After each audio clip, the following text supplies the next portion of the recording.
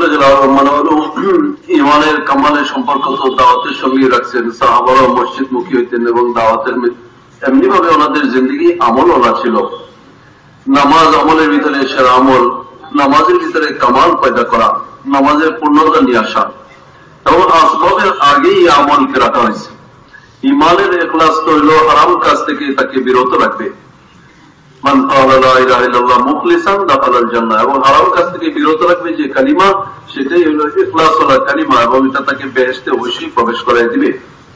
এরকম ভাবে নামাজের ইখলাস হলো তাকে নিষিদ্ধ কাজ থেকে, নামাজ ও ফাহিশা কাজ থেকে বিরত রাখবে।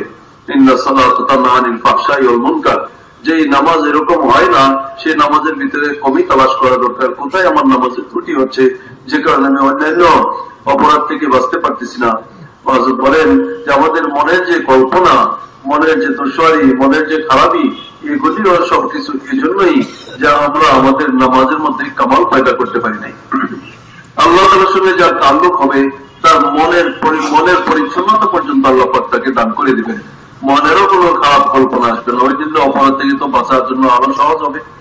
এই জন্য আল্লাহ জাল্লা জালালুহু নামাজকে পূর্ণ করার জন্য আমাদেরকে তরগিব দিতেছেন, সেগুলো আমরা ইবাদতকে কামেল করি।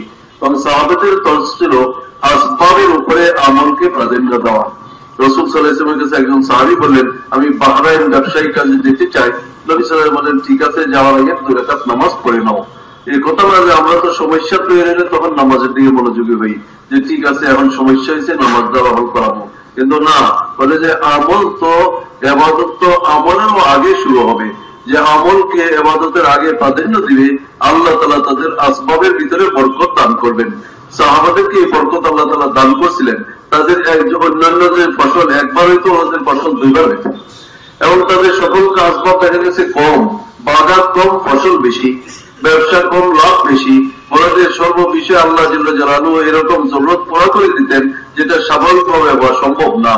এরকম ভাবে আমলের প্রাধান্য দেওয়ার কারণে ঈমান এবং মেহনতের সঙ্গে আল্লাহ তাআলা তাদের জন্য যেরকম বরকত নাযিল করতেন, এরকম সকলের জন্যই সবসময়ের জন্য বরকত নাযিল করবেন। হযরত বারবার এই কথা তরগিব দিতেছেন, আমরা নামাজের ভিতরে কামাল পয়দা করি এবং সেই কামাল নামাজের দিকে মনোযোগী হই। নামাজের ত্রুটি যখন মুক্ত হয়ে যাবে, তো আল্লাহ তাআলা আমাদের জিন্দেগির সব সমস্যাকে মিটাই দিবেন, সব ত্রুটি দূর হয়ে যাবে। তো এর আছি না ভাই ইনশাআল্লাহ।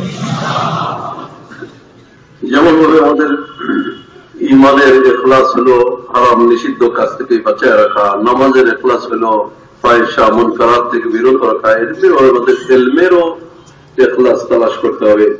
আল্লাহ তাআলা কোরআনে পাকে বলেছেন, ইন্নামা ইয়াখশাল্লাহু মিন ইবাদিহিল উলামা, আলেমরাই সত্যিকার আল্লাহ তাআলাকে ভয় করে।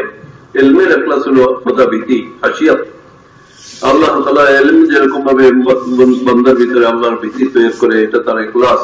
এবং এমনিও ইলম উম্মতকে জাহালাত থেকে বের করার জন্য উলামাদের নকল ও বরকত সাহাবাদের জামানা থেকেই চালু আছে। সাহাবাদের ভিতরে সবচেয়ে বড় জামাত যেটা বিনা যুদ্ধে একসঙ্গে শহীদ হয়েছেন, তারা সকলেই কুররা সাহাবা ছিলেন। সাহাবাদের ভিতরে হাফেজ ছিলেন, কারি ছিলেন, আলেম ছিলেন, 70 জন একসঙ্গে বীরে মওলাতে শহীদ হয়েছে। তো ইলম নিয়ে উম্মতের ভিতরে চলাফেরা করা, যেটা উম্মতকে জাহালাত থেকে বের করার সবব, এটা সাহাবাদের দৌর থেকেই শুরু হয়েছে। মুআয ইবনে জাবাল রাদিয়াল্লাহু তাআলা আনহু, যাকে উলামাদের ইমাম বলা হয়, ওনারও দফন হয়েছে উর্দুনে, দেশের বাইরে, অন্য দেশে হরকত। তো ওলামাদেরকে উদাহরণ দিয়েছেন রাসূল সাল্লাল্লাহু আলাইহি ওয়াসাল্লাম বৃষ্টির সঙ্গে। বৃষ্টি চলাফেরাই করে, আর উম্মত হলো জমিনের মতো। তো বৃষ্টি যে জমিনে বর্ষিত হয়, সে বৃষ্টি জমিন তাজা হয়, জমিন আবাদ হয়, জমিনের শাকসবজি হয়, জমিনের সমস্ত ফায়দা জাহের হয়। এমনি ভাবে যেরকম ভাবে দলিলা তাদের মাল নিয়ে ঘোরাফেরা করে মাসরাফে জাকাত কোথায় দিতে হবে সহি জায়গা তাদের উপরে খুলবে, এরকম ওলামারা যখন ইলম নিয়ে উম্মতের ভিতরে ফিরবে, তো ইলম কিভাবে দিতে হবে, কোথায় কিভাবে কন্ট্রোল করতে হবে, সেটাও তাদের সামনে খুলবে। এই জন্য উম্মতকে আজকে জাহালত থেকে বের করার জন্য ওলামাদের নকল হরকত জরুরি। জাহালত আজকে অনেক ইলমকে, অনেক বিদ্যাকে মানুষ বিদ্যান মনে করতেছে, অথচ আল্লাহ তাআলার হুকুম, আল্লাহ তাআলার মনসা জানার যে ইলম, সেটি একমাত্র আল্লাহ তাআলার কাছে ইলম। আসমানি ইলমই ইলম, বাকিগুলি ফুনুন, রুজি অর্জনের বিভিন্ন রাস্তা। কিন্তু মানুষ তা বুঝতেছে না। এই জাহালত থেকে উম্মতকে বের করতে হলে ওলামারা আসমানি ইলম নিয়ে, আমলের ফওয়ায়েদ নিয়ে, ঈমানের ফওয়ায়েদ নিয়ে, আখিরাতের আজমত নিয়ে তাদের সামনে ঘোরাফেরা করতে হবে।